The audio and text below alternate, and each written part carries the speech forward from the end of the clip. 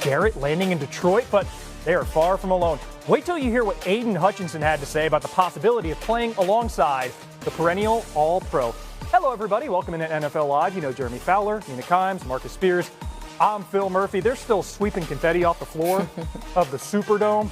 But with no real offseason, we got 32 teams already looking ahead to San Francisco Super Bowl 60. For San Francisco, one key piece might be in another uniform by then. Deebo Samuel raised eyebrows over on Radio Row at the Super Bowl, walking around in an A.J. Brown Eagles jersey. At the end-of-season meeting with Kyle Shanahan, Samuel requested a trade. The franchise is willing to accommodate.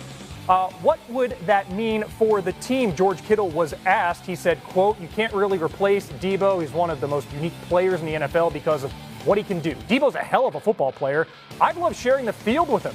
If that's what happens and he's traded, I'll be very sad. But at the same time, I'm always happy for guys to get opportunities, and that's all you're going to ask for in the NFL. The 49ers have been objectively better with Deebo on the field the last 4 seasons, averaging over half a yard more per play with Deebo on field, better QBR. Their EPA per play is twice as good. In fact, that EPA per play would rank as the best in the NFL since 2021.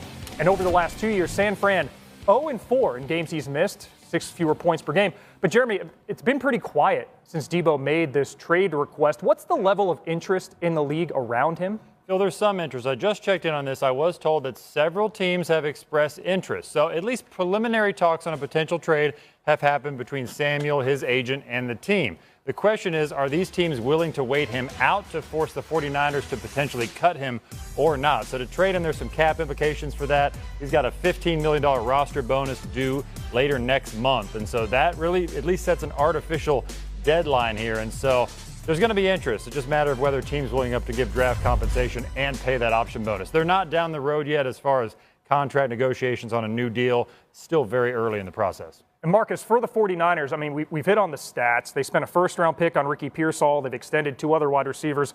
Assuming Deebo does depart, how much will his absence affect the 49ers offense? I mean, it'll affect them a little bit because I'm sure Kyle Shanahan had packages for Deebo Samuel throughout games to kind of exploit advantages against defenses. But ultimately, the cupboard is not bare. Injuries killed this team last year. That was the reason. You still would have George Kittle. You still would have Brandon Ayuk. You still would have Ricky Pearsall, their first-round draft pick that you mentioned, Phil. There's a lot of guys. And more importantly, CMC coming out of the backfield, barring his health as well. So this offense doesn't have to change because of the absence of Deebo Samuel. Now, you do lose a dynamic playmaker, especially a run-after-catch guy. He has some drops this year, which I'm sure he'll fix. That's not been his history. I'm a big fan of Deebo Samuel. I think everybody knows that if you're a fan, if you watch NFL Live, I think he changes the way defenses have to play you, and you have to be cognizant of the matchups when he's in the game. I think there'll be a lot of teams that can utilize him in a very significant way without him having to be the main guy at the wide receiver spot or whatever you deem him positionally. Yeah, I think Marcus hit the nail on the head when he said that this was a team-wide issue in terms of all of the injuries on the offense contributing to what we saw last season. One thing that really jumped out to me, the Niners went from ranking first league-wide in yards after catch per reception to 20th. And some of that had to do with a little bit of decline from Deebo. A lot of it had to do with Christian McCaffrey and Brandon Ayuk, by the way, not being in the offense. Because while Brandon Ayuk isn't a yak guy, he creates space for players to work underneath. So getting those players back will help. I still think that if they move on from Deebo, even with those players coming back, though, they need to find a receiver who can work underneath, especially with Ayuk back in the fold. Especially because not only is Kyle Shanahan so good at creating those opportunities to get yards after the catch, but you got a quarterback in Brock Purdy who throws the ball quickly and accurately. So you want skill players who can benefit from that, particularly over the middle of the field. So if I'm San Francisco and I move on, that is something I am thinking about when I look at the draft. Are there players who can sort of not replicate Deebo's skill set because he truly was a unicorn, but at least contribute in that way? Yeah, the 49ers believe this cupboard is not bare, that Juwan Jennings can make another jump, just like he did last year. He can do so in 2025. Ricky Pearsall, they believe in him. Yeah. But one key component here that I was told from a couple people around the league is the 49ers want a drama-free offseason. Last year was difficult. They didn't have great participation in their offseason workouts. They had players holding out for new deals. They're hoping to kind of just strip things back and get back to what they do best, which is play good football. Mina, quickly to you, to what do you attribute what Jeremy said about the limited market or appetite for Deebo Samuel here?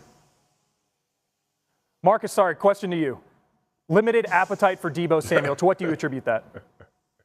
I cannot hear. I think context is important when you ask that question, Phil. Limited market. A market is only 2 or 3 teams if they're willing to sign you and put you in a role. That's phenomenal. There are very few players there that are going to have 15, 20, or even 31 teams wanting to depend on their services or even ask about them. We got one guy that's coming up later in the show, and Myles Garrett, who will be that guy. But Deebo will have his suitors. He'll have people that believe that if they implement him into this offense, that he can be that playmaker that they saw him be in San Francisco. And obviously, new scenery is a real thing in the NFL. There are opportunities on other organizations and franchises that may reinvigorate Deebo. He's been in San Francisco. They've been knocking at the door of Super Bowls. They weren't able to get it done. So it may be a newfound energy when he ends up with in a new place. Yeah, and for the San Francisco 49ers, dip in productivity notwithstanding, you imagine there will be a play calling adjustment if Deebo does depart, one of 2 wide receivers ever with at least 200 rushing attempts. The other, Dexter McCluster, who spent his last 2 years at Ole Miss as a primary running back. See, NFL offseason business already opened. And Tuesday, the window opened to place the franchise tag on players. Teams have till March 4th to make that decision. Jeremy Fowler, which stories there are you watching most closely? Yeah, this starts with T. Higgins. He has the strongest chances of any player in the free agency to get franchise tag. The expectation is that the Bengals will place the tag on Higgins, which would pay him $26 million. That would be the second consecutive tag with Cincinnati. Now, they want to do a long-term deal with him. In fact, they want to pay several guys, Jamar Chase, T. Higgins, Trey Henderson. Can they pull that off is the huge question. But at least with Higgins, as one team source told me, we can't let him walk. He's too massive of a talent to just let go in free agency. So they'll probably tag him and just take their chances, see what they can do there. Devon Holland, safety out of Miami. So he's probably the top safety in the class. He'll get a nice payday in free agency, but he will hit the open market most likely. Sources tell me he is not expected to receive the franchise tag, at least right now. Miami has some time, a couple weeks to shake this out and ultimately decide. That tag would pay him about $18 million per year. Right now, the answer is looking like no, that he will be on the open market. Looks the same for Trey Smith because that franchise tag for offensive lineman is well above $20 million per year. It's really uncertain whether the Chiefs can handle that. They're already pretty salary cap strapped. They got several players to pay, and he is the top player on the market if he gets there. He could likely reset the guard market over $20 million per year potentially. A lot of teams around the league I'm talking to are linking the Chicago Bears to him because of Ryan Poles. He's the GM.